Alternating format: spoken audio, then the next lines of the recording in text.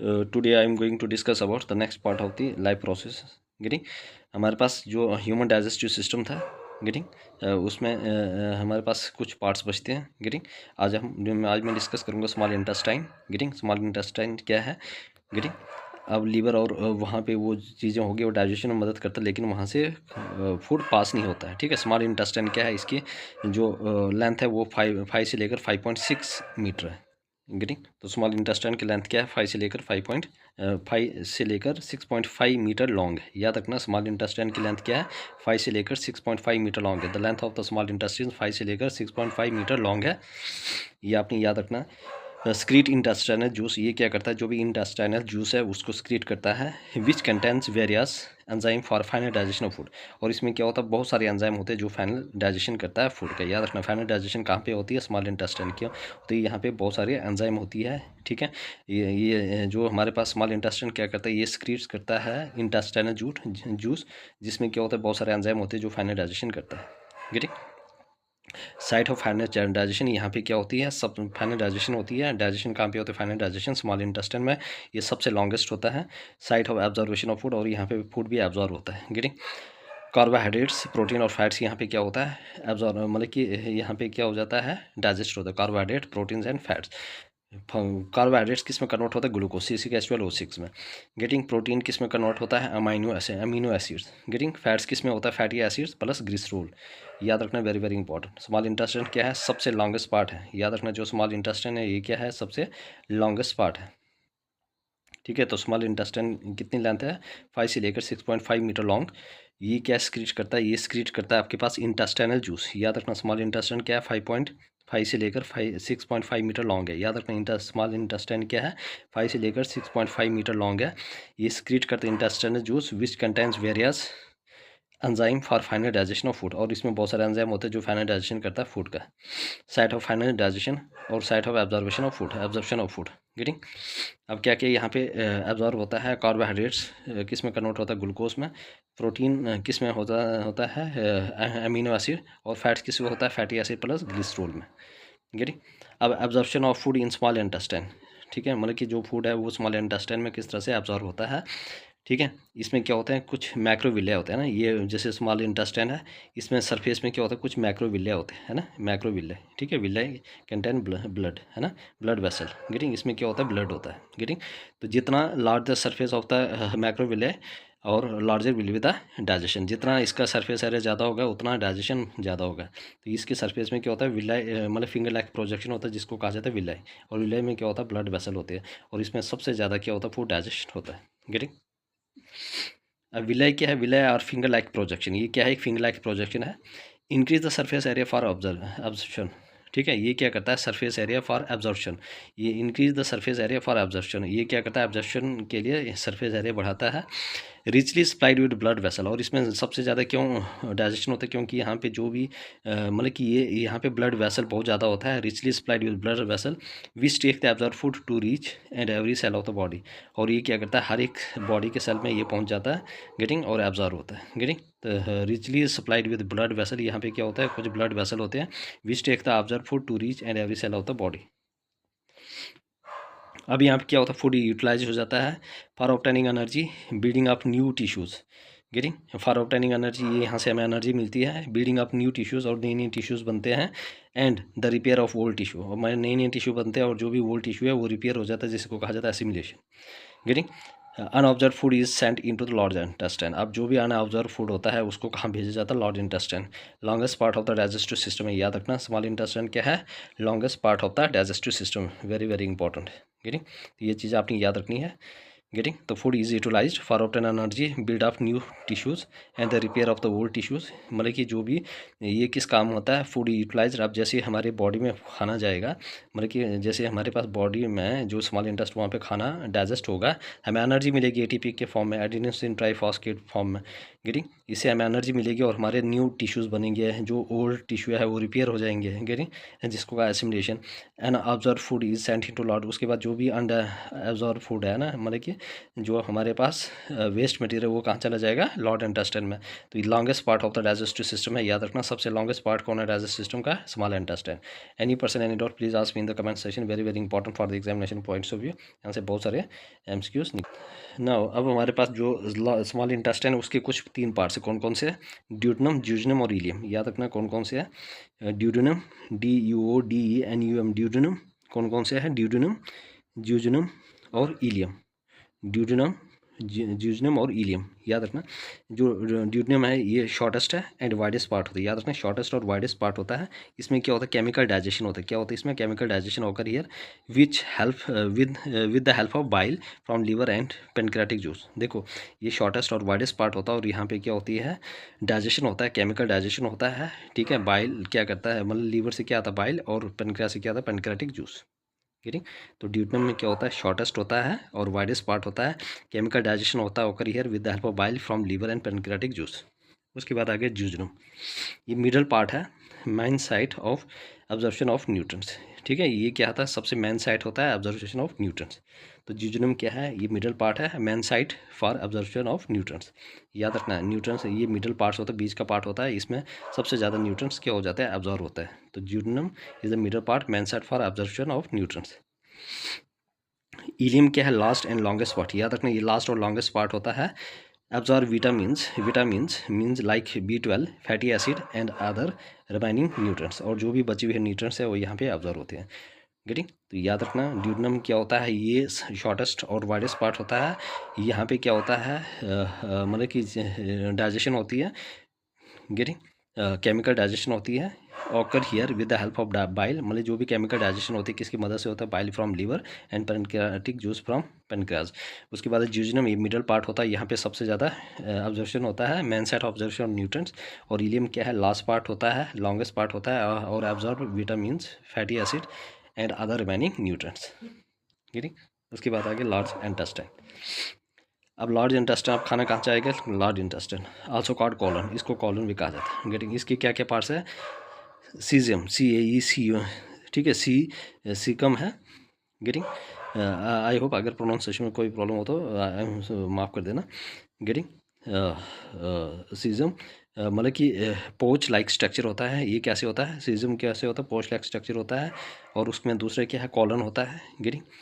ये क्या करता है, ऑब्जर्प्शन ऑफ फूड करता है, लार्ज इंटेस्टाइन। रेक्टम क्या होता है, स्टोरेज ऑफ फैकल मैटर, मतलब रेक्टम में क्या होता है, जो भी फैकल मैटर होता है, वेस्ट मटेरियल होता है, उसको स्टोर करके रखता है, गेटिंग। क्या क्या कौन कौन सी पार्ट है, सेजम, गेटिंग। उसके बाद कॉलन और रेक्टम, गेटिंग।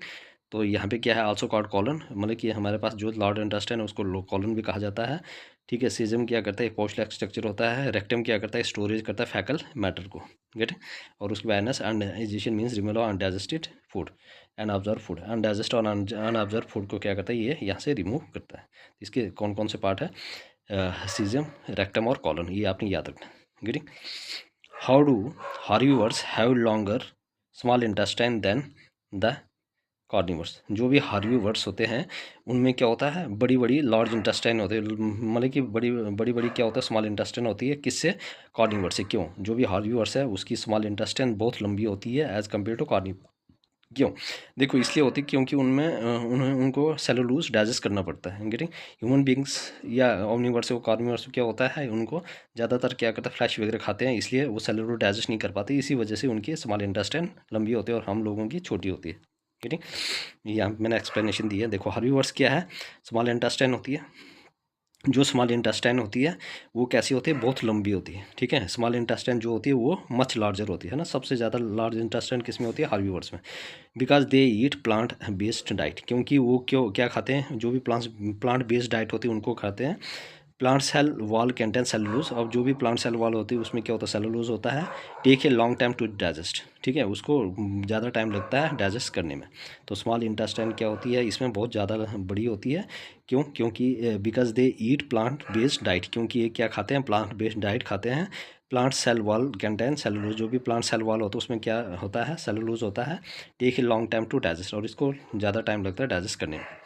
कार्निवर्स क्या होता है, they do not eat plant based diet, ये प्लांट बेस्ड डाइट नहीं खाते हैं काम मतलब so their small intestine is very small, इसीलिए इनकी जो भी स्मॉल इंटेस्टाइन होते हैं बहुत ही छोटी होती है। याद रखना ये प्लांट्स बेस्ड डाइट नहीं खाती, इसलिए इनकी स्मॉल इंटेस्टाइन छोटी होती है।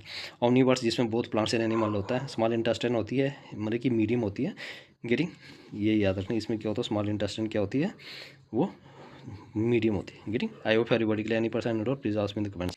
अब न्यूट्रिशन इन अमोबा, अब अमोबा जो होता है उसमें क्या होता है, कैसे न्यूट्रिशन होता है। देखो अमोबा जो है यूनिसेलुलर ऑर्गेनिज्म है, पहले आपने याद रखना अमोबा क्या है, इट इज़ दिस इज ये मतलब इट इज़ यूनिसेलुलर ऑर्गेनिज्म, एक unicellular organism mean single cell organism होता है अमोबा। अमोबा क्या है, एक सिंगल सेल ऑर्गेनिज्म होता है, गेटिंग। अब जो अमोबा है वो कौन सी न्यूट्रिशन शो करता है, हॉलोजोइक न्यूट्रिशन शो करता है, like that of human beings, गेटिंग। Meaning it takes in solid food particle, मतलब कि इसमें ये क्या लेता है, सॉलिड फूड पार्टिकल लेता है and digest them inside the body, और मतलब कि सॉलिड फूड पार्टिकल भी लेता है और डाइजेस्ट भी इनसाइड द बॉडी करता है ह्यूमन बींग्स की तरह, गेटिंग। तो न्यूट्रिशन इन अमोबा कैसे होते हैं, हॉलोजोइक न्यूट्रिशन होती है, क्यों ये सॉलिड फूड मटेरियल लेते हैं बॉडी में और डाइजेस्ट भी अंदर करते हैं। जैसे हम भी कोई सॉलिड फूड मटेरियल लेते हैं इनको, उसके बाद डाइजेस्ट कहाँ करते हैं, अंदर करते हैं, उसके बाद वेस्ट प्रोडक्ट बाहर निकालते हैं, getting.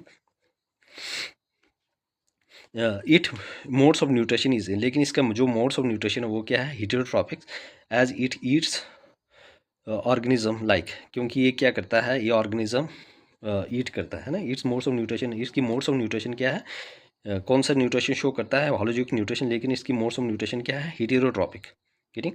It's modes of nutrition, ये देखो इंपॉर्टेंट है। अमोबा शो कौन से न्यूट्रिशन शो करता है, holozoic nutrition, because it takes solid food particle and digest them inside the body. It modes of nutrition is heterotrophic, क्यों heterotrophs, as it eats organism like bacteria, alga, protozoa and tiny particle, है ना। तो ये इन चीज़ों को क्या करता है, खाता है, getting. Bacteria, alga, protozoa and टीने पार्टिकल्स, ये याद रखना। अमोबा क्या है, हैविंग नो फिक्स शेप, इसकी कोई फिक्स शेप नहीं होती, ये इरेगुलर शेप होता है। देखो ये कोई प्रॉपर शेप नहीं बनाई मैंने, जस्ट गेटिंग, मैं पहले बता चुका हूँ, हमने यहाँ पे कोई सब्जेक्टिव पेपर नहीं देना, ठीक है, हमने यहाँ पे ऑब्जेक्टिव पेपर सॉल्व करना, बस आपको कॉन्सेप्ट होना चाहिए, गेटिंग। अमोबा क्या है, having no fix shape means irregular shape होती है प्रोटोजोआ, गेटिंग। इसमें ये न्यूक्लियस है और ये फूड पार्टिकल्स, गेटिंग। अमोबा क्या करता है, देखो अब यहाँ पे क्या होता है, क्लीवेज होता है, ठीक है, सीरियोपोडिया फॉल्स फीट होता है, क्या करता है, सीरियोपोडिया फॉल्स फीट होता है, उसके बाद फूड वैक्यूल होता है, फूड पार्टिकल होता है और इंजेक्शन होता है, गेटिंग। अब यहाँ पे क्या होता है, ध्यान से समझना, इंजेक्शन, इंजेक्शन में क्या होता है, टेकिंग इन फूड, ये क्या करता है, फूड लेता है। Amoeba use its pseudopodia false feet और temporary finger like projection to surround and engulf. देखो सीरियोपोडिया या फॉल्स फीट या फिंगर लाइक प्रोजेक्शन होती है, इसकी मदद से क्या करता है, ये खाने को अंदर लेता है, गेटिंग। इंजेक्शन क्या होता है, इंजेक्शन क्या होता है, taking in food. Amoeba use its pseudopodia, ये सीरियोपोडिया का यूज़ करता है, फॉल्स फीट और temporary finger like projection to surround and engulf flow.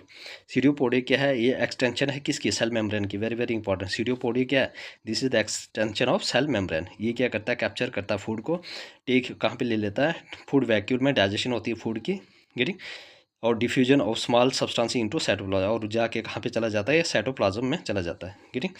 तो सीरियोपोडिया का काम क्या है, फूड को कैप्चर करना है, और डाइजेशन कहाँ पे होती है, फूड वैक्यूल में, गेटिंग। याद रखना डाइजेशन, देखो डाइजेशन क्या है, digestive enzyme are release into the food vacuole, जो भी डाइजेस्टिव एंजाइम होती है वो कहाँ पर रिलीज होती है, फूड वैक्यूल में।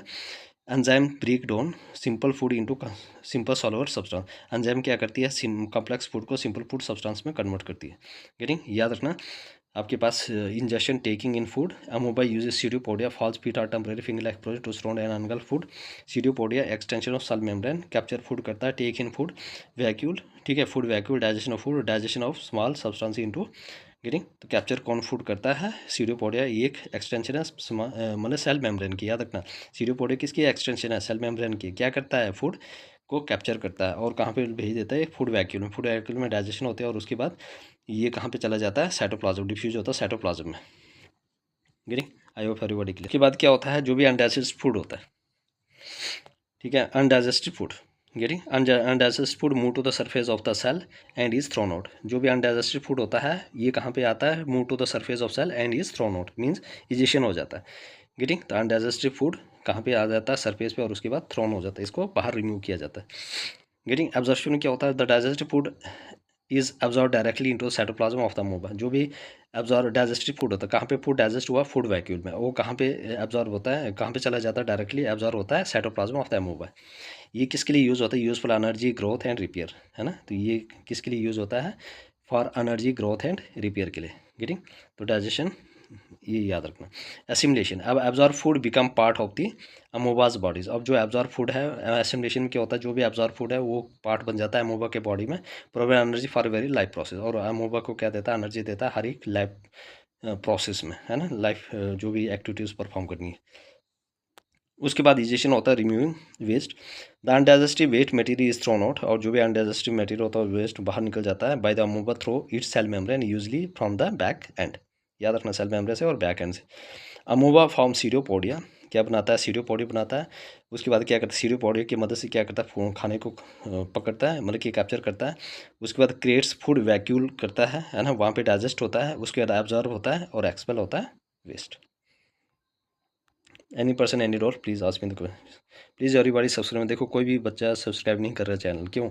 अगर आपको फ्री में इतना अच्छा कंटेंट मिल रहा है और आप लोग तब भी ना तो शेयर कर रहे हो, ना तो लाइक कर रहे हो, ना तो कमेंट कर रहे हो, ना तो सब्सक्राइब कर रहे हो, है ना। 100 के करीब से बच्चे देख रहे हैं और सब्सक्राइब एक बच्चा बड़ा मुश्किल से कर रहा है, गेटिंग। देखो ये बात भी सही है कि अगर कोई किसी बच्चे को मतलब फ्री का कंटेंट मिलता है ना, तो उसको लगता है कि भाई ये ऐसे ही बन जाता है, गेटिंग। और देखो इसको बनाने में कितनी मेहनत लगती है, getting.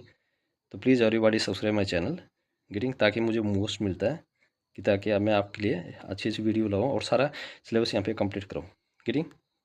I hope everybody clear. Any person any doubt please ask me in the comment session, getting. Okay, मिलते हैं नेक्स्ट लेक्चर।